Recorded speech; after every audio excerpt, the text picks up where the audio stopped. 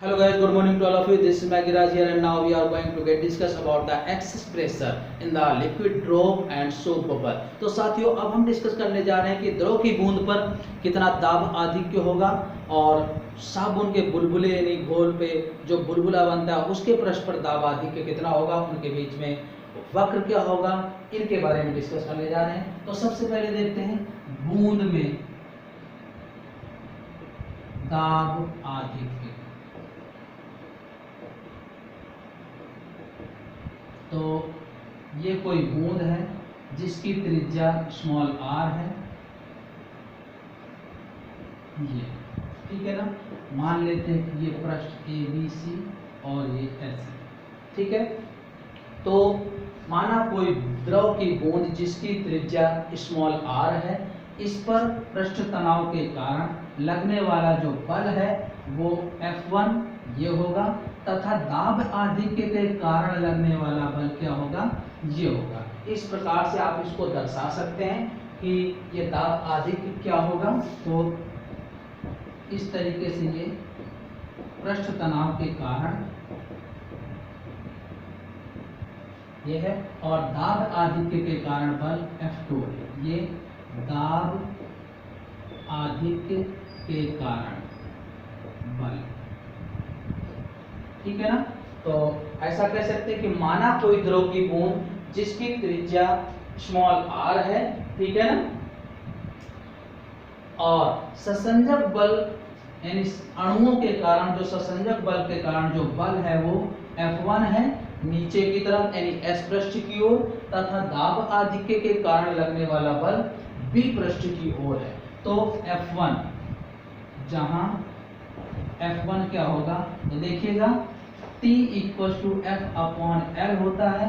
तो T equal to F1 upon L का मान 2 पाई R है। तो F1 हो जाएगा T इंटू 2 पाई R, ये पहला समीकरण आ जाएगा। अब देखते हैं दाब आधिक्य के कारण, तो P equal to F upon area होता है। तो F2 इक्वल टू हो जाएगा P into pi R square. ये दोनों ही बल एक दूसरे को संतुलन में बनाए हुए हैं, तो दोनों को हल कर सकते हैं समीकरण 1 व 2 से। तो ये हो जाएगा T into 2 pi R equal to P into pi R square. तो पाई से पाई और एक आर से आर कैंसिल हो जाएगा, तो P equal to 2P upon R आ जाएगा। तो ये आया बूंद के लिए दाब आधिक्य। तो देखिएगा माना कोई द्रव की बूंद ABC जिसकी त्रिज्या स्मॉल r है, ससंजक बल के कारण जो बल लग रहा है पृष्ठ तनाव के कारण बल F1 पृष्ठ S की ओर है तथा दाब आधिक्य के कारण बल F2 B पृष्ठ की ओर है। तो पृष्ठ तनाव के कारण बल F1 T into 2 pi are, जबकि दाब आधिक्य के कारण बल ये हो जाएगा F2 P into pi R square के बराबर। दोनों बल इस बूंद को संतुलित किए हुए हैं, तो बराबर करने से P equal to 2T by R आ जाएगा, ठीक है। और इसी तरीके से इनका देखिएगा P equal to 2T upon R है, P proportional T and P inversely proportional R। तो अगर हम P और T का वक्र देखें तो सरल रेखी होगा, और P और R वक्र देखें तो इस तरीके से होगा, देखिएगा। तो ये है PT वक्र दाब और पृष्ठ तनाव, और ये है PR वक्र दाब और त्रिज्या वक्र, ठीक है ना। तो ये बूंद के लिए था। इसी तरीके से हम बुलबुले के लिए देखते हैं।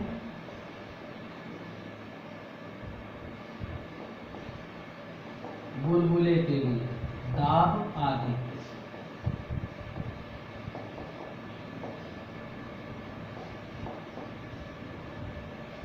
बुलबुले के लिए दाब आधिक्य क्या होगा, तो देखते हैं। ये कोई बुलबुला है जिसमें दो पृष्ठ हैं A और B, ये बाहरी पृष्ठ है वायु।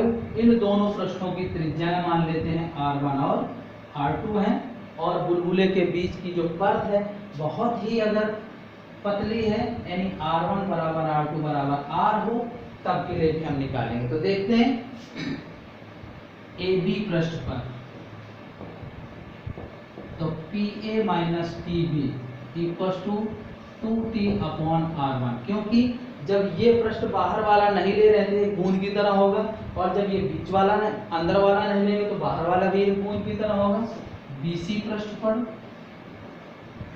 PB minus PC equal to 2t upon r2, तो दोनों को जोड़ दीजिएगा तो PA minus PB plus PB minus PC equal to 2t 1 upon r1 plus 1 upon r2।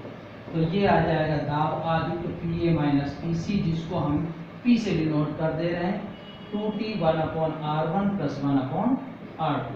और यहाँ यदि r1 और r2 बराबर हों, मतलब बहुत ही पतली परत है दोनों के बीच में, तो P का मान आ जाएगा 2t 1 upon r plus 1 upon r, तो ये सॉल्व होकर के 4t अपॉन r आ जाएगा। तो ये बुलबुले के लिए होगा दाब आदित्य। ध्यान रखिएगा कि कोई बुलबुला था जिसके आंतरिक और बाह्य पृष्ठ की त्रिज्याएं r1 और r2 थी, तो AB पृष्ठ पर दाब आदित्य ये, BC पृष्ठ पर ये, दोनों को जोड़ दिया तो ये आ जाएगा। यदि पृष्ठ बहुत ही पतला है दोनों के बीच का, तो r1 और r2 बराबर होंगे, तो P का मान 4t अपॉन r आ जाएगा।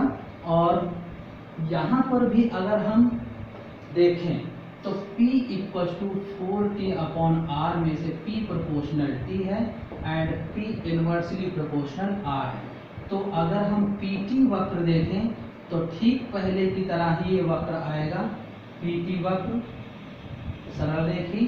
और अगर हम PR वक्र देखें तो पहले की भांति ये भी आएगा P और R, क्योंकि व्युत्क्रमांक अनुपात का रिलेशन है, तो ऐसा वक्र आएगा। तो ये दोनों ही वक्र